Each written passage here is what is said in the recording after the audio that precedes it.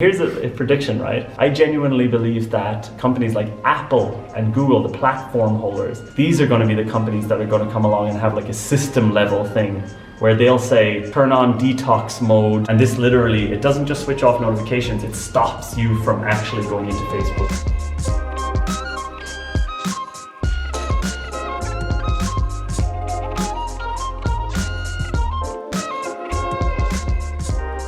John. Hey, Kitt. I've got a question.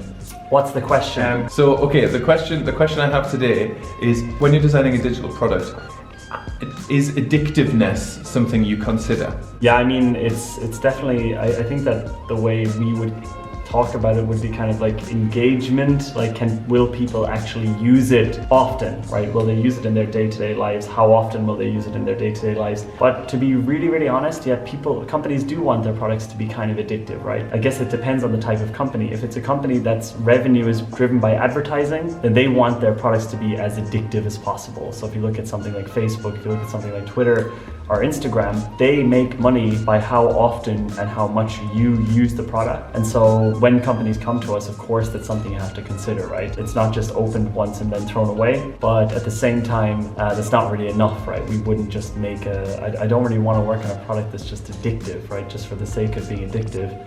If it's addictive, if it's something that people want to use daily, it's something that they, it would benefit them to use it daily. Like for example, we worked on an app called Share the Meal, right? It's this like donation app for the UN.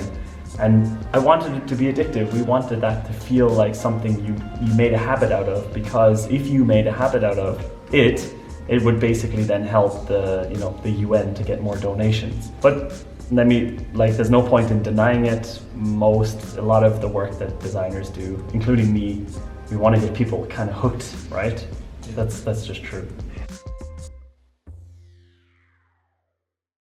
What happened was that loads of these products came out, like Facebook, Instagram, Twitter, Snapchat, and they under the radar got extremely addictive. And so there is definitely this, people have started to notice it only in the last 2 years or something. I still think it's a good idea if you're making a product to make sure that it actually gets used. There is a movement starting right now against these addictive products to make them make it more clear to people that they are addictive, and to almost help people to kind of deal with that.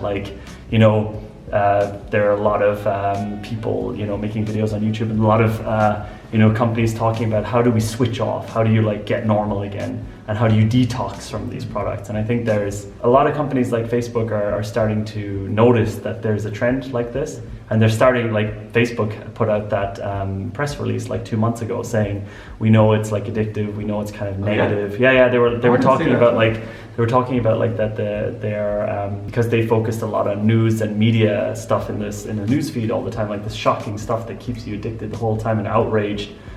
They've started to notice that people are getting annoyed about that. So they came out first and said, we are moving away from that, and we want it to be more about your connections now. Do you think at some point, these companies cross a line when they go from addictiveness that is helping you really get in and enjoy the product so you get the most out of it? It's not necessarily one day they go, oh, we're going to be evil now and make these horrendous. Do you know what I mean? It's kind of, do you feel a line gets crossed, or is it more to do with the individual? We know because we work with these companies, right? Companies, they say, well, we need to have people using our product at least 4 minutes, at least 5 minutes more per day, because that will increase our ad revenue by this percent. Is that specific? It's specific, yeah. People, they have these growth trajectories that they need to hit, especially if they're a public company like Facebook, and they need these things they need people to spend time on them, right?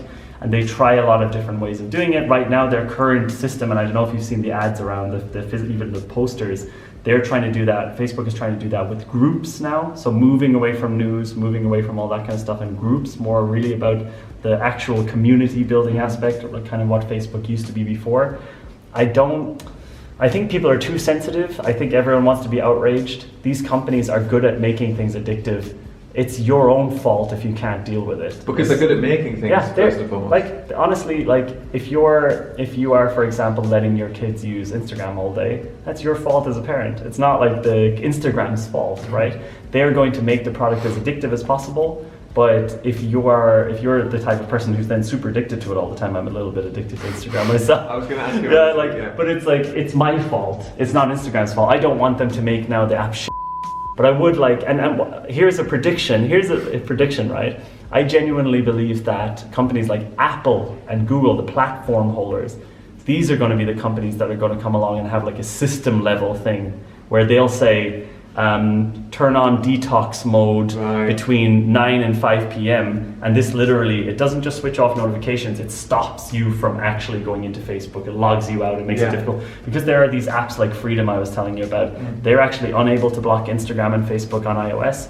But Apple is just going to, eventually Apple will do this because... iOS, iOS level they'll do it, right? Because I use self-control and you cannot do anything to get back on Facebook or whatever after you've applied it. You can't even turn your computer off or anything. Oh yeah, on iOS. Yeah, on iOS. Nothing. You Exactly. Can't stop, not that nothing. So I think that a company like Facebook, who owns Instagram as well, by the way, they are thinking, Apple is going to totally do something related to this. Related to this do not disturb thing, but the next level of it. So we better get in front of that and seem like the good, positive company, right? So I think that the self-control thing is important for people, but a lot of people don't have self-control, but they want another system to do it for them. And companies like Apple and Google want, not because they will want this, like because they want to help people, because it will make them look good if they put this into iOS, right? So I think that's why these companies are going to start pulling back a little bit on the addictiveness. Actually, it's funny, like the guy who wrote Sprint, he's writing another book called Make Time, which is actually, I think that's like public knowledge now. Leave it in anyway. This book is actually all about that. How do you kind of get your together if you're addicted to all these things? I've done a few things. I've just like especially if you're working, I have not had email on my phone for years. I don't have an email client on my phone. I deleted it. I don't have Facebook on my phone, and it's logged out also in the browser.